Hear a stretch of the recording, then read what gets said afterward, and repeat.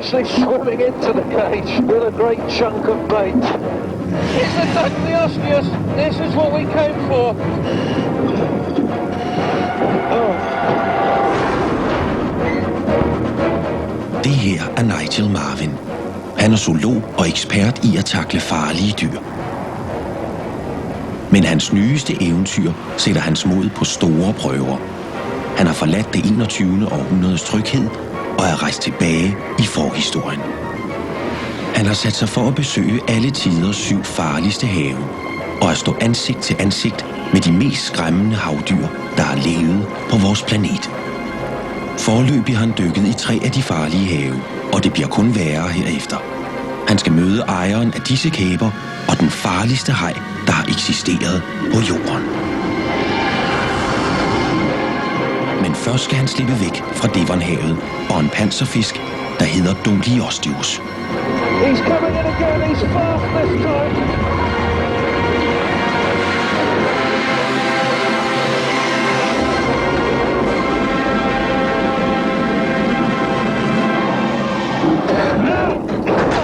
Slam the cage again.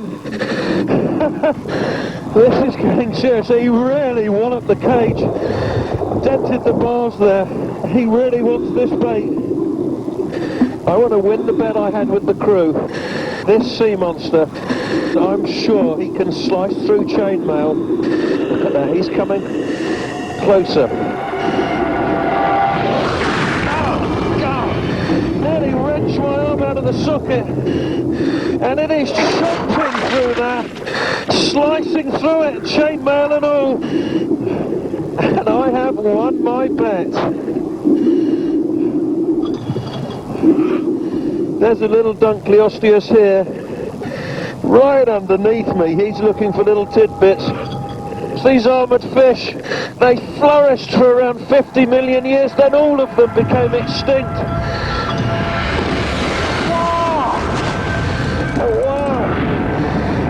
Listen to that. It makes you shudder. The big predator is crunching through that juvenile, crunching through the plates. Der fik Doliosthius vist os sit sande jeg. Den er ikke bare en rovfisk, den er også kannibal. Og en ægte grovæder. Believe it or not, this is normal behaviour. The Doliosthius isn't being sick, but a fish like this that feeds on armoured food needs to get rid of the indigestible bits, and it's regurgitated the bits of fish off, and in this case the chainmail, and this is perfectly normal. Normalt for 360 millioner år siden måske. Men der er ikke tid til at slappe af. De er endnu ikke halvvejs igennem deres rejse til forhistoriens farligste have. Forude venter yderligere 4 skræmmende oplevelser. Nu skal Nigel og hans tidsrejsehold rykke meget tættere på vore dage. Kun 36 millioner år tilbage i tiden. Midtvejs mellem dinosaurernes uddøen og i dag. Her kan vi støde på et af de grummeste havpattedyr, der har eksisteret.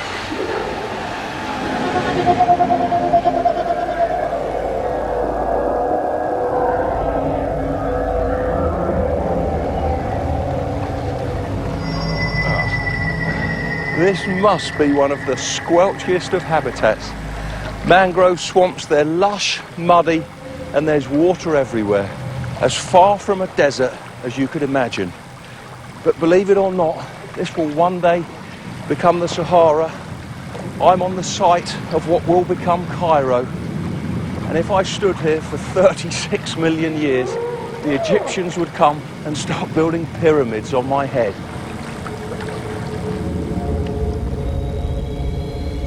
Eocæn er den periode, hvor pattedyrene trænger frem. De hersker på landjorden, de hersker i havet. Og så er der dem, der hersker i begge elementer.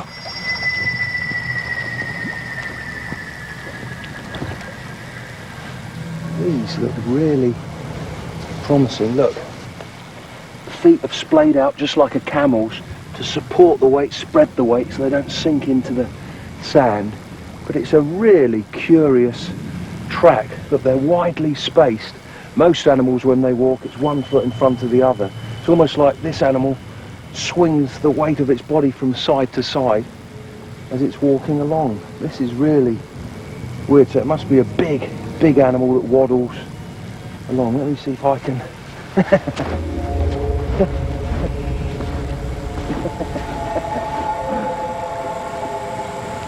Every tracker's dream, look. A pile of fresh dung. It's so fresh you can almost feel the heat emanating off it. The Inuit, it's rumoured that they actually eat bits of dung to learn about the animals they're tracking. I'm going to give that a miss, but oh yeah, if you smell that, it's a really sweet, not too unpleasant, a sweet smell. And I think the animal I'm looking for is a fruit eater. Come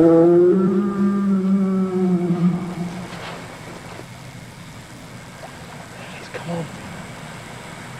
Keep quiet. It's the only animal that waddles like that. It is a surreal creature with a funny name. It's called an Arsinoitherium. These creatures have extraordinary horns. You can tell this is a male because they splay out. The females, they're much more vertical. And this is what he uses for defence and for fighting. You've got disadvantages too. Look, he's looking at me now, but he can't look because the horns are actually covering his eyes. He knows we're here, but he's not approaching or anything, not running away. He's edgy, but I really want to get a closer look.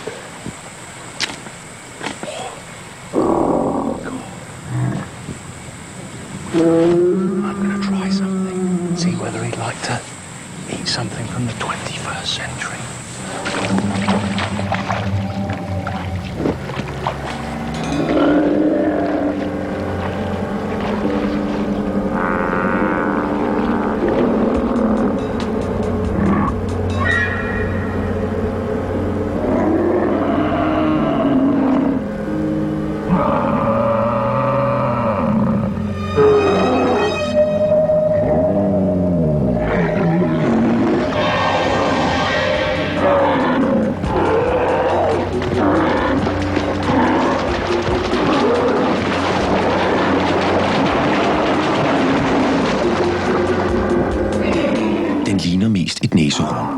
Men dette pattedyr er faktisk mere i familie med elefanten, og dens levevis er mest som flodhestens.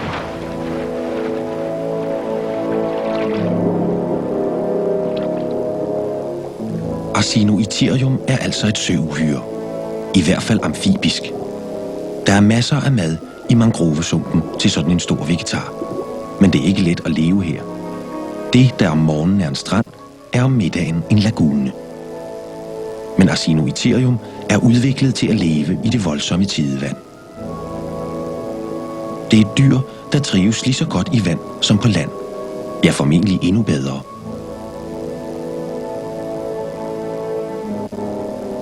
Eocæn er en afgørende periode for pattedyrene. Nye arter har udviklet sig, som er totalt tilpasset livet i havet.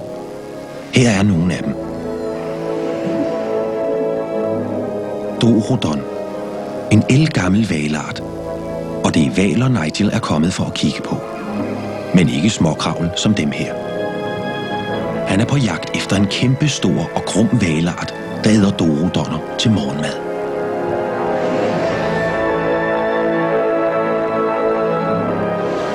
Så nu må de prøve at finde den tyran, der hersker i havet her.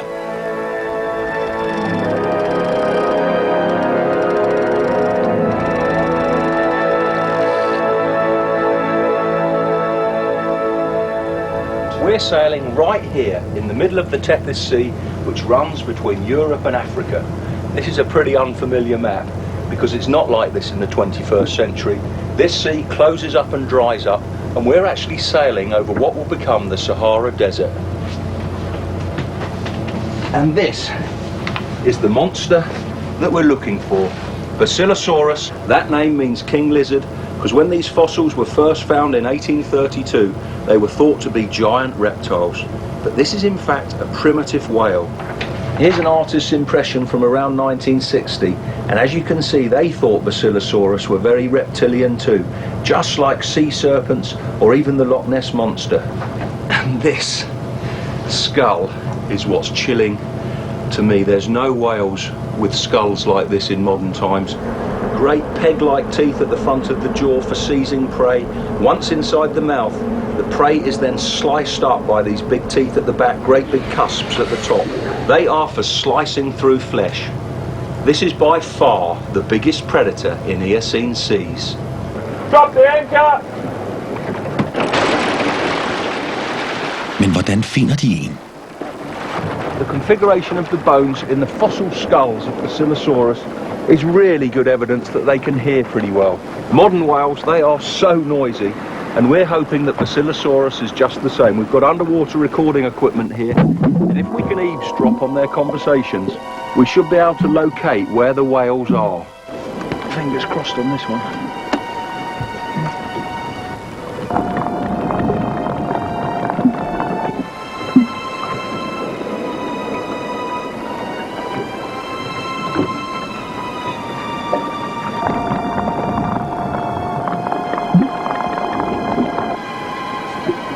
Nothing, it's just shrimps and fish, isn't it? No whales there. Nothing there.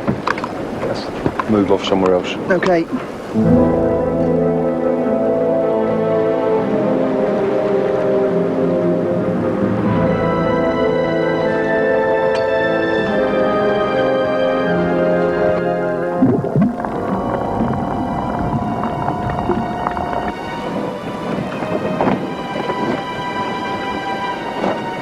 Nigel. We've got something there. Oh, that is spooky. It's definitely a whale. Definitely. Maybe we found Basilosaurus.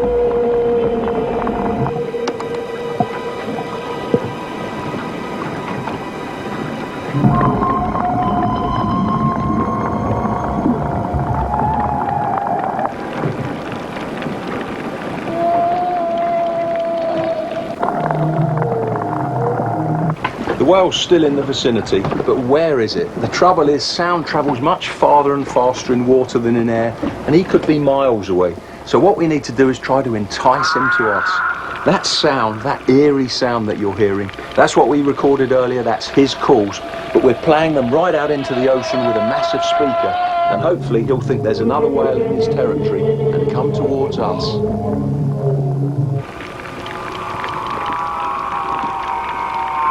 Videnskabsmænd har prøvet dette med moderne hvaler. Med blandet succes. Men det er deres bedste håb om at lokke en Basilosaurus til. Getting louder, louder than it's ever been.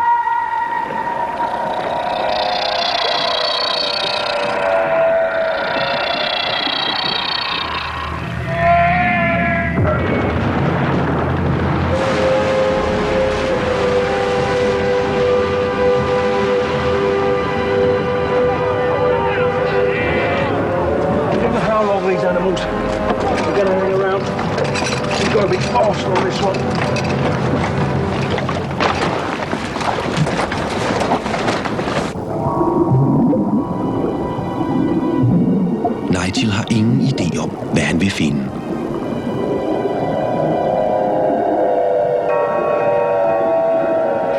So this is exciting. It could come from anywhere beneath me, behind me. So I'm actually using the boat as a shield. This big shape here, it's as though there's a really massive super predator around, so they won't come in too close. They haven't got as big a brain as the modern whales. They're not such social animals, so they may treat a person as prey.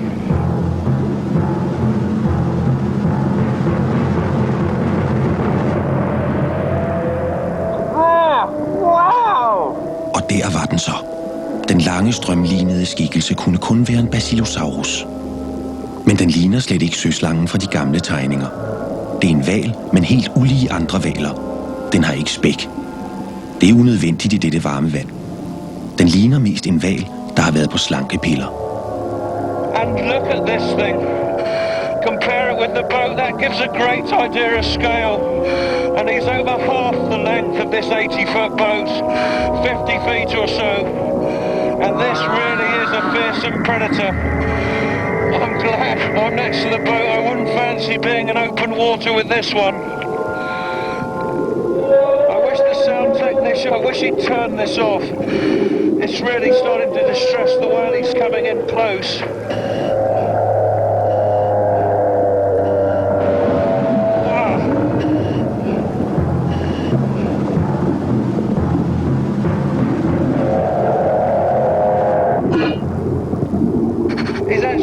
In the speaker, it's shaking it like a terrier, shaking a rat. So we've lost our speaker, but it doesn't matter. We had a really brilliant view of a Basilosaurus. Der er forandringer på vej. Det afrikanske kontinent bevæger sig nordpå mod Europa og Asien, og dette ældgamle hav vil forsvinde. Og Basilosaurus forsvinder sammen med det. Nu rykker vi frem til Pliocæn. Den periode, hvor vores tidligste forfædre begyndte at gå oprejst. Det er forbløffende, hvad der levede i vores have for blot 4 millioner år siden.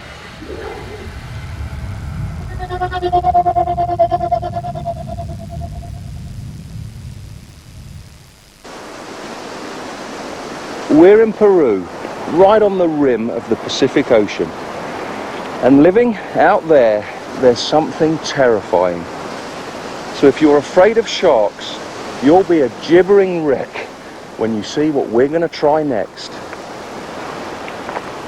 Look, the most famous jaws in history are great white sharks. I've swum with those in the open ocean, but they're minnows in comparison to the prehistoric shark I'm hoping to meet, Megalodon, the biggest carnivorous fish that's ever lived. That name Megalodon, what it means big tooth, and I don't think I need to explain why.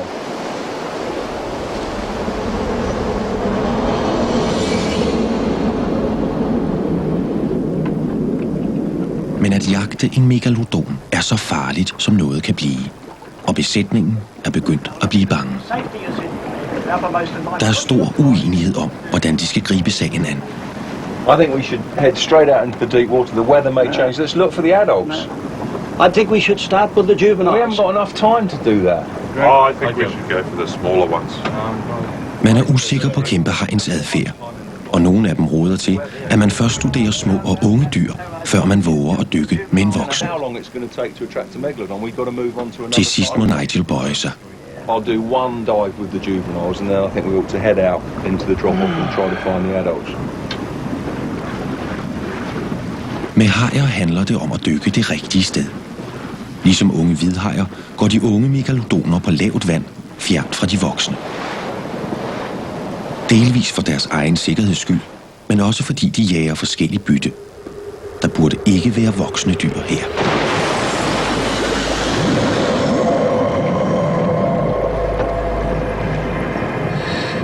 Hugging the kelp here. I don't want to be caught out in open water. Big predators, they don't like going into dense weed like this. The other thing is I'm hoping to find the creatures that juvenile Megalodon prey on. And they are the oddest of creatures. There, Odontocetops leptodon. That name is a mix of Greek and Latin, and it means the whale that walks on its teeth. And if it turns towards us, you can see why. One tusk is about a foot long, but on the other side, the right-hand side, look at that. It's about 3 feet long, and the males probably use those for jousting with each other in the breeding season, just like narwhals. Slurping sounds, they are superb. Flipping it, look!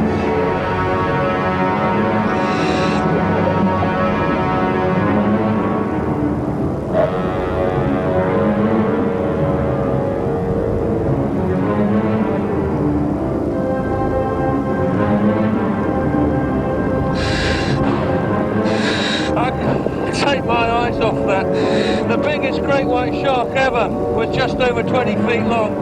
That thing It must be just 3 years old, and that's that size already. Og en voksen megalodon vil veje 20 gange så meget som den her. Nigel kan få en interessant dykning ud af det.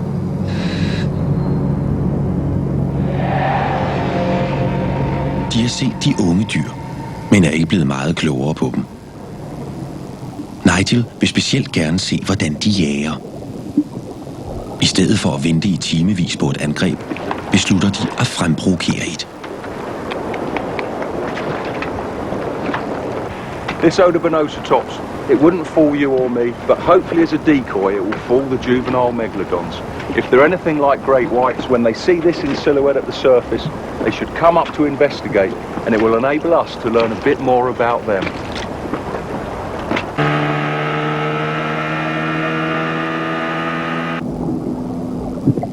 Deres dukke svømmer ikke så godt som en rigtig Odobenocetops. Men det generer åbenbart ikke de unge hajer. Efter et kvarters ventetid får deres kamera sit livs chok.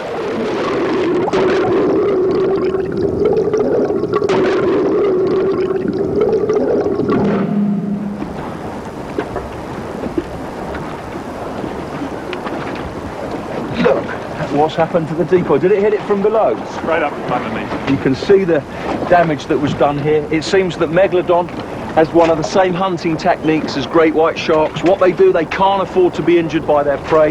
They sneak up from below, make a devastating attack, and the power of that big fish, well, look what it's done to this decoy.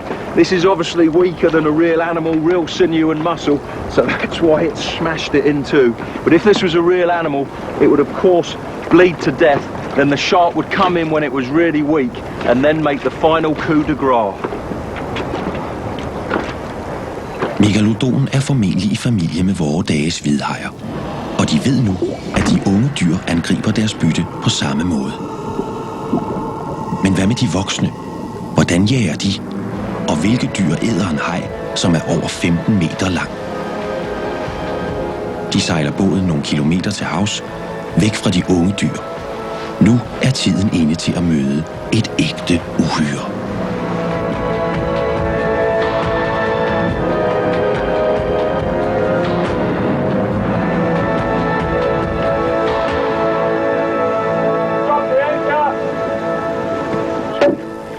Anyone who's tried to get close to sharks knows this eye-watering stench. It's the smell of chum. That's a mix of fish blood, fish oil, bits of fish pieces. What we're going to do is throw that over the side. There'll be a trail of odour which will go for miles in the current. A megalodon will smell that and start zigzagging towards the boat. When it gets close, we've also got this amazing delicacy for it, a great big bag of fish chunks, and that should entice it and keep it around the boat. And if they do come, what we've got here is shark cam. There's a little camera inside this. We want to get an insight into the world of the megalodon. I've got to get close enough to attach it to the base of the massive dorsal fin of a megalodon. It won't hurt the shark. This will dissolve in a couple of days. The camera will pop up to the surface, and then we'll find it and hopefully get some insight into the behaviour of the wild megalodon.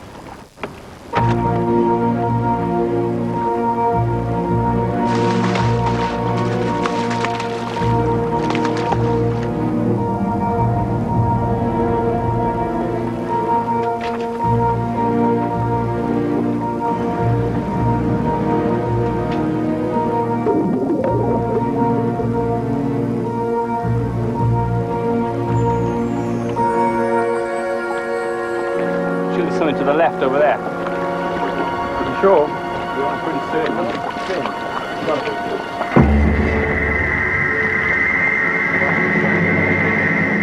Look at that thing. It can't be anything else but an adult megalodon.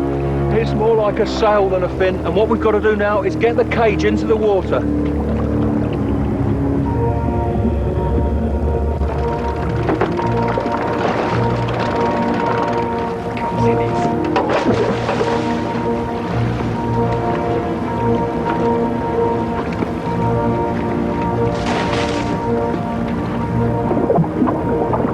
You can see the blood and the fish oil leaking out of the chum bag.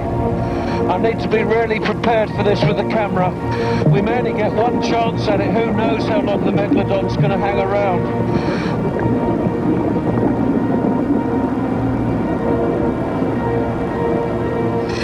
This is scary, I'm scared.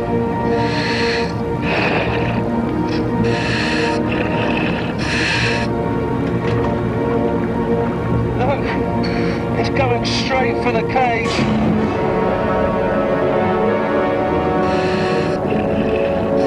Oh, my word.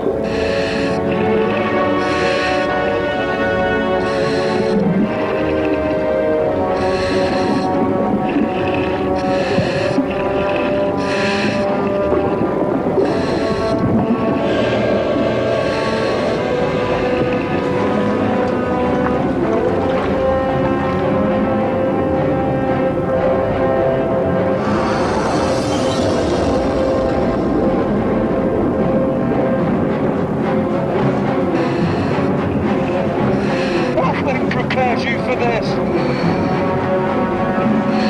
I feel like just shooting to the surface and getting out of this cage, but I gotta pull myself together.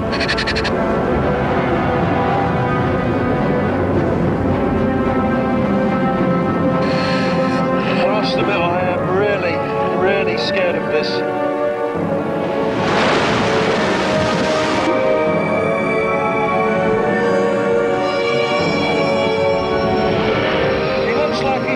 A pass now where he's going to be really close, and let's see whether I can get the short cam on.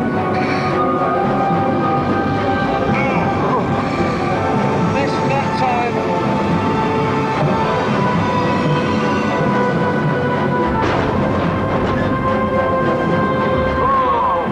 I've got to get the camera onto the fin.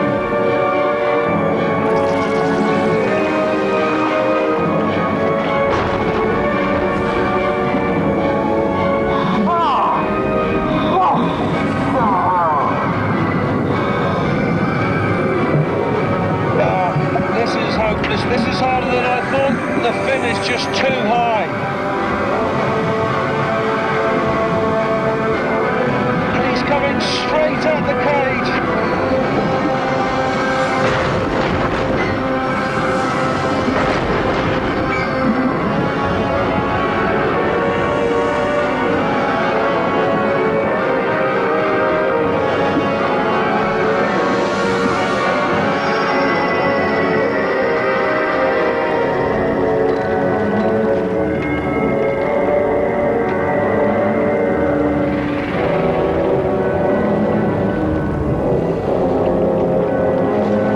Attach the camera from the cage, so I'm going to try from this platform. The chum ball, don't put it over the side, keep your eye on the shark so you can get it in a line along here, please, and I'll be ready.